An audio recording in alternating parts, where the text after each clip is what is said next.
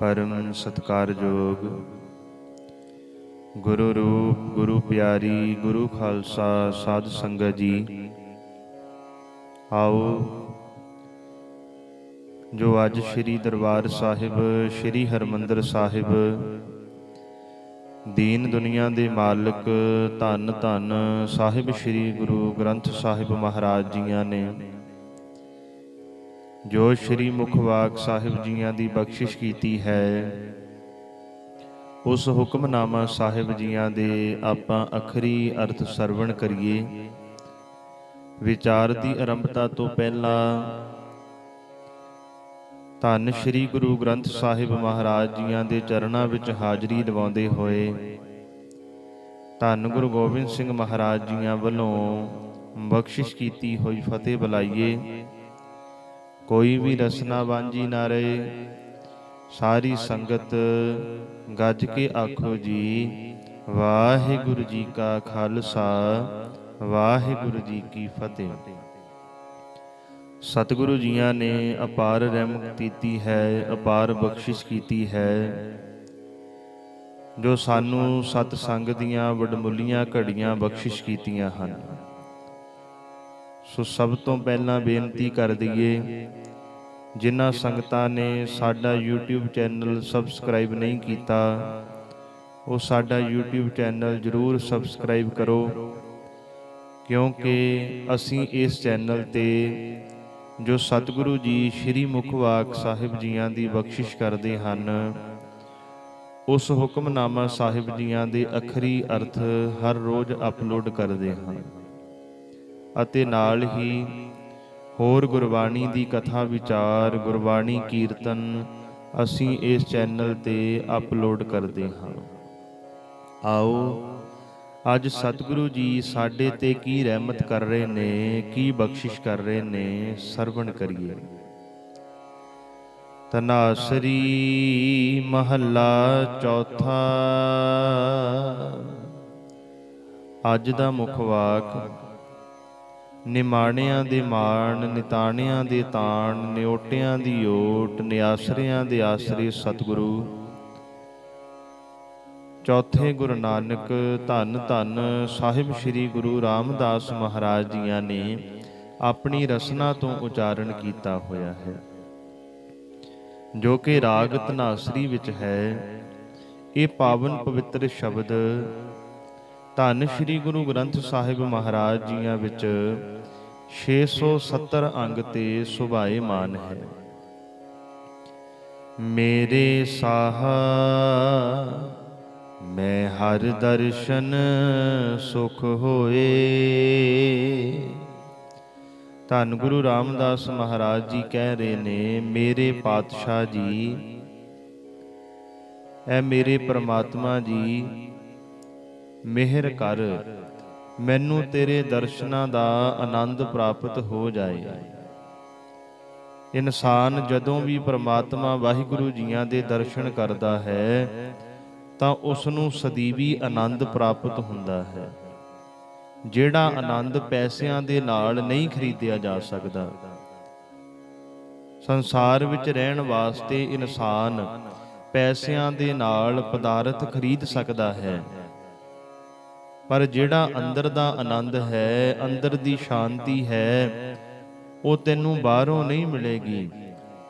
ਉਹ ਮਿਲਣੀ ਹੈ ਜਦੋਂ ਪੂਰੇ ਸਤਿਗੁਰੂ ਜੀ ਦੇ ਚਰਨਾਂ ਵਿੱਚ ਆਵਾਂਗੇ, ਅਕਾਲ ਪੁਰਖ ਵਾਹਿਗੁਰੂ ਜੀ ਦਾ ਸਿਮਰਨ ਕਰਾਂਗੇ। ਜਦੋਂ ਉਹ ਪ੍ਰਮਾਤਮਾ ਨੇ ਰਹਿਮਤ ਕਰਤੀ, ਉਹ ਵਾਹਿਗੁਰੂ ਜੀ ਦੀ ਮਿਹਰ ਹੋ ਗਈ, ਫਿਰ ਮਹਾਰਾਜ ਕਹਿੰਦੇ ਅੰਦਰ ਦਾ ਆਨੰਦ ਪ੍ਰਾਪਤ ਹੋ ਜਾਂਦਾ ਹੈ। ਮੇਰੇ ਸਾਹਾ, ਐ ਮੇਰੇ ਪਾਤਸ਼ਾਹ, ਮੈਂ ਹਰ ਦਰਸ਼ਨ ਸੁਖ ਹੋਏ, ਮੈਨੂੰ ਆਪਣਾ ਦਰਸ਼ਨ ਬਖਸ਼ੋ।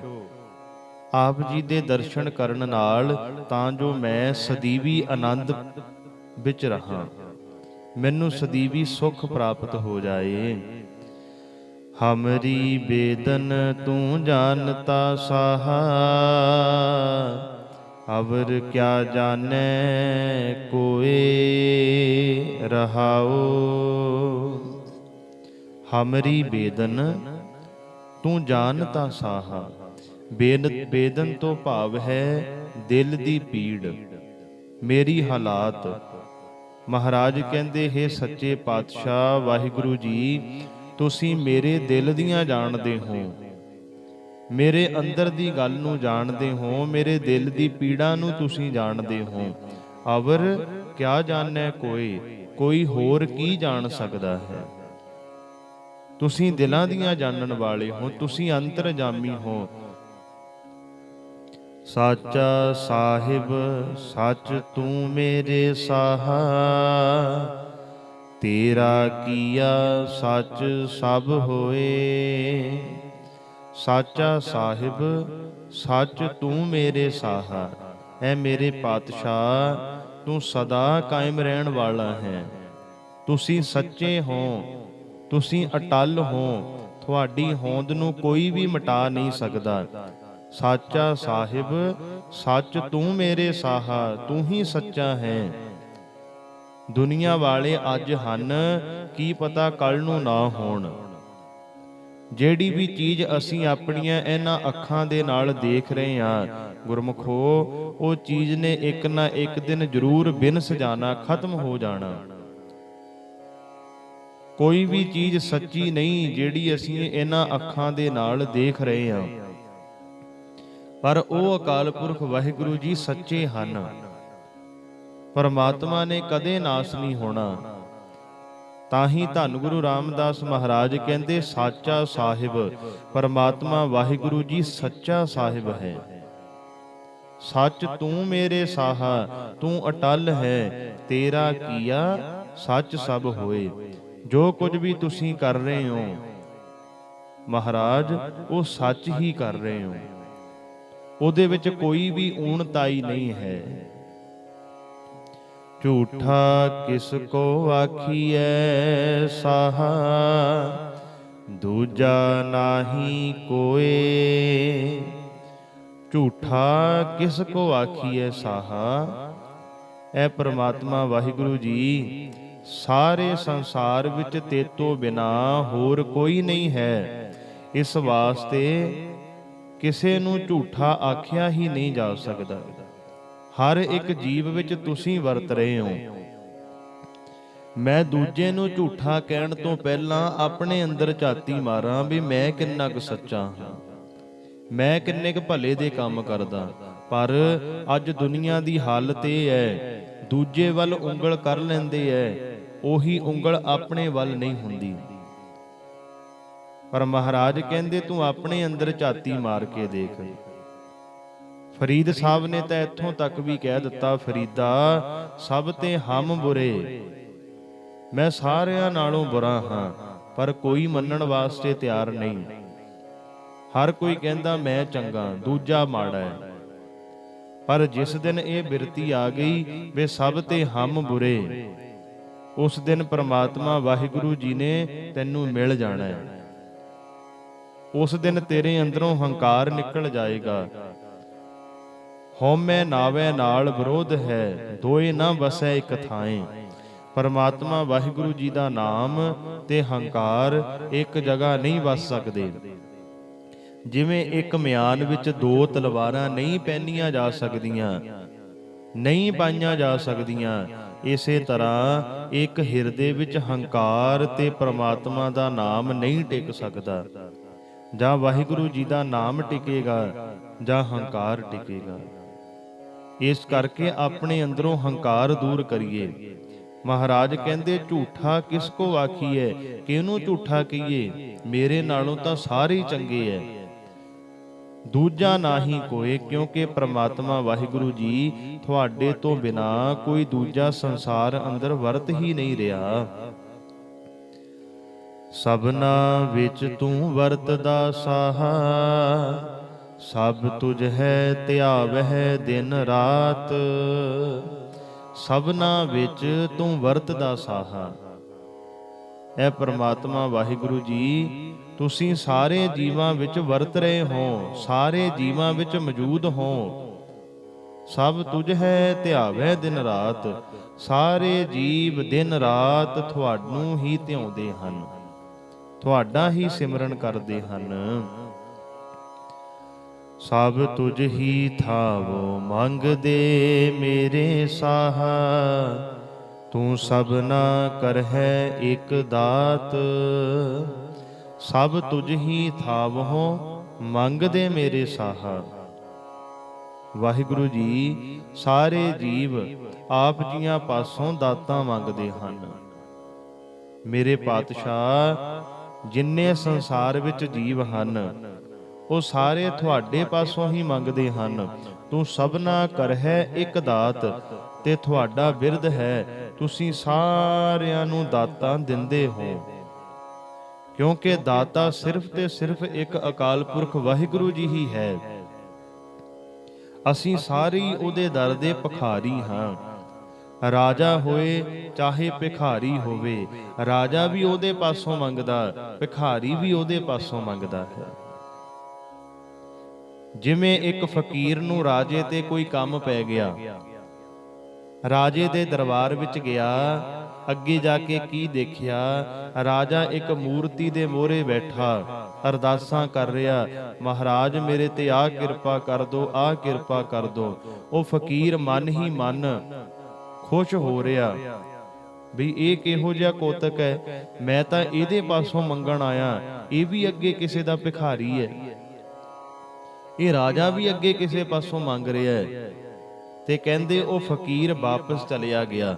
ਰਾਜਾ ਉਹਦੇ ਪਿੱਛੇ ਗਿਆ, ਕਹਿਣ ਲੱਗਾ, ਫਕੀਰ ਸਾਈਂ ਜੀ ਤੁਸੀਂ ਮੇਰੇ ਦਰ ਤੇ ਆਏ ਸੀ, ਕੁਝ ਮੰਗਣ ਵਾਸਤੇ ਆਏ ਸੀ, ਮੰਗਿਆ ਕਿਉਂ ਨਹੀਂ? ਉਹ ਫਕੀਰ ਨੇ ਹੱਸ ਕੇ ਆਖਿਆ, ਐ ਰਾਜਨ, ਜਦੋਂ ਮੈਂ ਤੇਰੇ ਦਰ ਤੇ ਆਇਆ, ਤੇਰੇ ਕੋ ਮੰਗਣ ਵਾਸਤੇ ਆਇਆ, ਮੈਂ ਦੇਖਿਆ ਤੂੰ ਵੀ ਇੱਕ ਮੂਰਤੀ ਦੇ ਅੱਗੇ ਬੈਠਾ ਪਰਮਾਤਮਾ ਦੇ ਅੱਗੇ ਫਰਿਆਦਾਂ ਕਰ ਰਿਹਾ ਸੀ, ਤੂੰ ਵੀ ਉਹਦੇ ਕੋਲੋਂ ਮੰਗ ਰਿਹਾ ਸੀ। ਫਿਰ ਮੈਂ ਸੋਚਿਆ ਕਿਉਂ ਨਾ ਜਿਹਦੇ ਕੋਲੋਂ ਰਾਜਾ ਮੰਗਦਾ ਮੈਂ ਵੀ ਉਹਦੇ ਕੋਲੋਂ ਮੰਗ ਲਵਾਂ। ਅਸੀਂ ਸਾਰੇ ਹੀ ਉਹ ਪਰਮਾਤਮਾ ਵਾਹਿਗੁਰੂ ਜੀਆਂ ਦੇ ਪਾਸੋਂ ਦਾਤਾਂ ਮੰਗੀਏ, ਕਿਉਂਕਿ ਦਾਤਾਂ ਦੇਣ ਵਾਲਾ ਪਰਮਾਤਮਾ ਵਾਹਿਗੁਰੂ ਹੈ। ਕੋਈ ਜੀਵ ਕਿਸੇ ਨੂੰ ਦਾਤ ਨਹੀਂ ਦੇ ਸਕਦਾ, ਹਾਂ ਜਰੀਆ ਜ਼ਰੂਰ ਬਣ ਸਕਦਾ। ਉਹ ਅਕਾਲ ਪੁਰਖ ਵਾਹਿਗੁਰੂ ਜੀ ਕਿਸੇ ਥਰੂ ਸਾਡੀ ਲੋੜ ਪੂਰੀ ਕਰ ਸਕਦਾ ਹੈ। ਪਰ ਦੱਦਾ ਦਾਤਾ ਏਕ ਹੈ, ਸਭ ਕੋ ਦੇਵਨਹਾਰ। ਦਿਨ ਦੇ ਟੋਟ ਨਾ ਆਵਈ, ਅਗਣਤ ਭਰੇ ਭੰਡਾਰ। ਉਹ ਪਰਮਾਤਮਾ ਦੇ ਭੰਡਾਰੇ ਬਹੁਤ ਭਰੇ ਹੋਏ ਹਨ। ਅਸੀਂ ਲੈਂਦੇ ਥੱਕ ਸਕਦੇ ਹਾਂ, ਪਰ ਉਹ ਦਿੰਦਾ ਨਹੀਂ ਥੱਕਦਾ। ਧੰਨ ਗੁਰੂ ਨਾਨਕ ਦੇਵ ਮਹਾਰਾਜ ਜੀਆਂ ਦੇ ਘਰ ਤੂੰ ਢਹਿਣ ਵੇਲੇ ਤੇਰੀ ਦੇਰੀ ਹੋ ਸਕਦੀ ਹੈ, ਝੁਕਣ ਵੇਲੇ ਤੇਰੀ ਦੇਰੀ ਹੋ ਸਕਦੀ ਹੈ, ਪਰ ਸਤਿਗੁਰੂ ਜੀ ਤੈਨੂੰ ਦਾਤਾਂ ਦੇਣ ਵਾਸਤੇ ਬੈਠੇ ਹਨ। ਮਹਾਰਾਜ ਕਹਿੰਦੇ, ਜੋ ਮੰਗੈ ਠਾਕੁਰ ਆਪਣੇ, ਤੇ ਸੋਈ ਸੋਈ ਦੇਵੈ। ਤੇਰੇ ਮਨ ਵਿੱਚ ਜੇ ਸ਼ਰਧਾ ਹੋਏਗੀ, ਵਿਸ਼ਵਾਸ ਹੋਏਗਾ, ਧੰਨ ਗੁਰੂ ਨਾਨਕ ਦੇਵ ਮਹਾਰਾਜ ਪ੍ਰਤੀ ਭਾਵਨਾ ਹੋਏਗੀ, ਮਹਾਰਾਜ ਕਹਿੰਦੇ ਜੋ ਮਰਜ਼ੀ ਮੰਗ ਲਈ, ਤੈਨੂੰ ਹਰ ਇੱਕ ਚੀਜ਼ ਸਤਿਗੁਰੂ ਜੀਆਂ ਦੇ ਘਰੋਂ ਪ੍ਰਾਪਤ ਹੋਏਗੀ। ਧੰਨ ਗੁਰੂ ਨਾਨਕ ਦੇਵ ਮਹਾਰਾਜ ਜੀਆਂ ਦੇ ਘਰ ਲੋਕ ਰੋਂਦੇ ਆਉਂਦੇ ਐ, ਪਰ ਇਹ ਘਰ ਤੋਂ ਹੱਸਦੇ ਹੱਸਦੇ ਜਾਂਦੇ ਐ। ਪਰ ਸਤਿਗੁਰੂ ਜੀ ਕਹਿੰਦੇ ਸ਼ਰਤ ਹੈ ਤੇਰੀ ਵਿਸ਼ਵਾਸ, ਤੇਰੀ ਸ਼ਰਧਾ ਆਪਣੇ ਗੁਰੂ ਤੇ ਹੋਣੀ ਚਾਹੀਦੀ ਹੈ। ਜੇ ਤੇਰੀ ਭਾਵਨਾ ਨਹੀਂ, ਤੇਰੀ ਸ਼ਰਧਾ ਨਹੀਂ, ਤਾਂ ਸਤਿਗੁਰੂ ਜੀ ਦੇ ਘਰ ਆ ਕੇ ਵੀ ਤੂੰ ਇੱਥੋਂ ਖਾਲੀ ਹੱਥ ਚਲਿਆ ਜਾਏਗਾ। ਜੇ ਤੇਰੇ ਮਨ ਵਿੱਚ ਹੰਕਾਰ ਹੀ ਹੈ ਤਾਂ ਤੈਨੂੰ ਗੁਰੂ ਨਾਨਕ ਦੇਵ ਮਹਾਰਾਜ ਦੇ ਘਰੋਂ ਵੀ ਕੁਝ ਪ੍ਰਾਪਤ ਨਹੀਂ ਹੋ ਸਕਦਾ। ਧੰਨ ਗੁਰੂ ਰਾਮਦਾਸ ਮਹਾਰਾਜ ਕਹਿੰਦੇ, ਸਭ ਤੁਝ ਹੀ ਥਾਵਹੁ ਮੰਗਦੇ ਮੇਰੇ ਸਾਹਾ। ਐ ਪਰਮਾਤਮਾ ਵਾਹਿਗੁਰੂ, ਸਾਰੇ ਹੀ ਜਾਣੇ ਤੁਹਾਡੇ ਪਾਸੋਂ ਦਾਤਾਂ ਮੰਗਦੇ ਹਨ। ਤੂੰ ਸਭਨਾ ਕਰਹਿ ਇੱਕ ਦਾਤ। ਸਤਿਗੁਰੂ ਜੀ ਤੁਸੀਂ ਸਾਰਿਆਂ ਨੂੰ ਹੀ ਦਾਤਾਂ ਦੇ ਰਹੇ ਹੋ। ਸਭ ਕੋ ਤੁਝ ਹੀ ਵਿੱਚ ਹੈ ਮੇਰੇ ਸਾਹਾ, ਤੁਝ ਤੇ ਬਾਹਰ ਕੋਈ ਨਾਹੀਂ। ਸਭ ਕੋ ਤੁਝ ਹੀ ਵਿੱਚ ਹੈ ਮੇਰੇ ਸਾਹਾ। ਐ ਪਾਤਸ਼ਾਹ, ਐ ਅਕਾਲ ਪੁਰਖ ਵਾਹਿਗੁਰੂ, ਹਰੇਕ ਜੀਵ ਤੇਰੇ ਹੁਕਮ ਵਿੱਚ ਹੈ। ਤੁਹਾਡੇ ਹੁਕਮ ਤੋਂ ਬਾਹਰ ਕੋਈ ਵੀ ਨਹੀਂ ਹੈ। ਤੁਝ ਤੇ ਬਾਹਰ ਕੋਈ ਨਾਹੀਂ। ਇੱਥੋਂ ਤੱਕ ਕਿ ਕੋਈ ਵੀ ਜੀਵ ਤੁਹਾਡੇ ਹੁਕਮ ਤੋਂ ਬਾਹਰ ਨਹੀਂ ਚੱਲ ਸਕਦਾ। ਪੂਰੀ ਕਾਇਨਾਤ, ਪੂਰੀ ਕੁਦਰਤ ਤੁਹਾਡੇ ਹੁਕਮ ਵਿੱਚ ਹੈ। ਦਰਖਤ ਦਾ ਇੱਕ ਪੱਤਾ ਵੀ ਤੁਹਾਡੇ ਹੁਕਮ ਤੋਂ ਬਾਹਰ ਨਹੀਂ ਹਿੱਲ ਸਕਦਾ। ਜੇ ਪੱਤਾ ਹਿੱਲ ਰਿਹਾ ਹੈ, ਇਹਦੇ ਵਿੱਚ ਵੀ ਤੁਹਾਡਾ ਹੁਕਮ ਹੈ। ਸਭ ਜੀ ਤੇਰੇ ਤੂੰ, ਸਭ ਸਦਾ ਮੇਰੇ ਸਾਹਾ। ਸਭ ਤੁਝ ਹੀ ਮਾਹੇ ਸਮਾਹੇ। ਸਭ ਜੀ ਤੇਰੇ ਤੂੰ, ਸਭ ਸਦਾ ਮੇਰੇ ਸਾਹਾ। ਪਾਤਸ਼ਾਹ ਜੀ, ਸਾਰੇ ਜੀਵ ਤੇਰੇ ਪੈਦਾ ਕੀਤੇ ਹੋਏ ਹਨ, ਤੇਰੇ ਬਣਾਏ ਹੋਏ ਹਨ। ਸਭ ਤੁਝ ਹੀ ਮਾਹੇ ਸਮਾਏ। ਇਹ ਸਾਰੇ ਤੇਰੇ ਵਿੱਚ ਹੀ ਲੀਨ ਹੋ ਜਾਂਦੇ ਹਨ। ਪੈਦਾ ਵੀ ਤੁਸੀਂ ਕਰਦੇ ਹੋ ਤੇ ਆਪਣੇ ਵਿੱਚ ਵੀ ਲੀਨ ਤੁਸੀਂ ਆਪ ਹੀ ਕਰ ਲੈਂਦੇ ਹੋ। ਸਭਨਾ ਕੀ ਤੂੰ ਆਸ ਹੈ ਮੇਰੇ ਪਿਆਰੇ। ਸਭ ਤੁਝ ਹੈ ਧਿਆਵਹਿ ਮੇਰੇ ਸਾਹਾ। ਸਭਨਾ ਕੀ ਤੂੰ ਆਸ ਹੈ ਮੇਰੇ ਪਿਆਰੇ। ਵਾਹਿਗੁਰੂ ਜੀ, ਤੁਸੀਂ ਸਭ ਜੀਵਾਂ ਦੀ ਆਸ ਪੂਰੀ ਕਰਦੇ ਹੋ।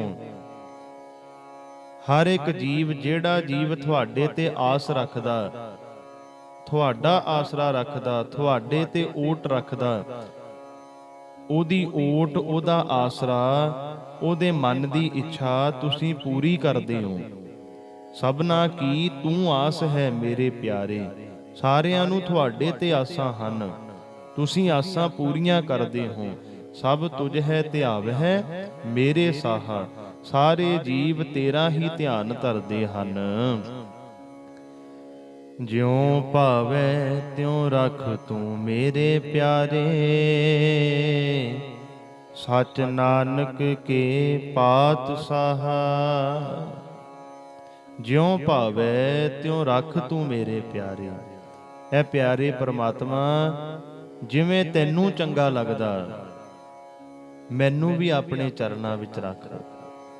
ਜਿਵੇਂ ਸਾਰੇ ਤੇਰੇ ਪਾਸੋਂ ਮੰਗਦੇ ਐ, ਮੈਂ ਵੀ ਤੇਰੇ ਪਾਸੋਂ ਹੀ ਮੰਗਣਾ।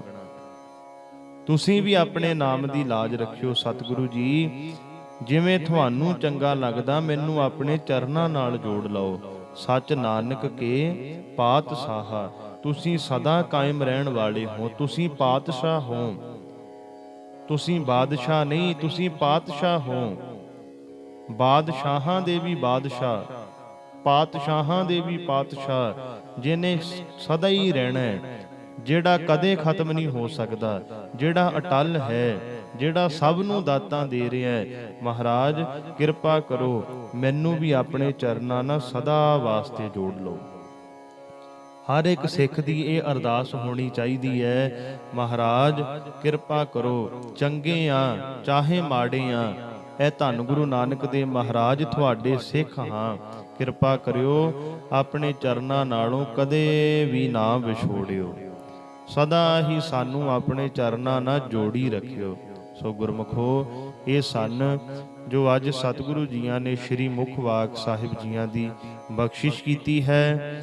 ਉਸ ਹੁਕਮਨਾਮਾ ਸਾਹਿਬ ਜੀਆਂ ਦੇ ਆਖਰੀ ਅਰਥ ਜੋ ਆਪਾਂ ਸਰਵਣ ਕੀਤੇ ਹਨ। ਬਾਣੀ ਦੀ ਵਿਚਾਰ ਕਰਦੇ ਸਮੇਂ ਇੱਕ ਨਹੀਂ ਬੇਅੰਤ ਭੁੱਲਾਂ ਹੋ ਗਈਆਂ। ਅਣਜਾਣ ਬੱਚੇ ਸਮਝ ਕੇ ਮਾਫ ਕਰਿਓ। ਗੁਰੂ ਵਾਲੇ ਬਣੋ, ਅੰਮ੍ਰਿਤ ਛਕੋ ਜੀ। ਬੁਲਾਓ ਫਤਿਹ। ਵਾਹਿਗੁਰੂ ਜੀ ਕਾ ਖਾਲਸਾ, ਵਾਹਿਗੁਰੂ ਜੀ ਕੀ ਫਤਿਹ।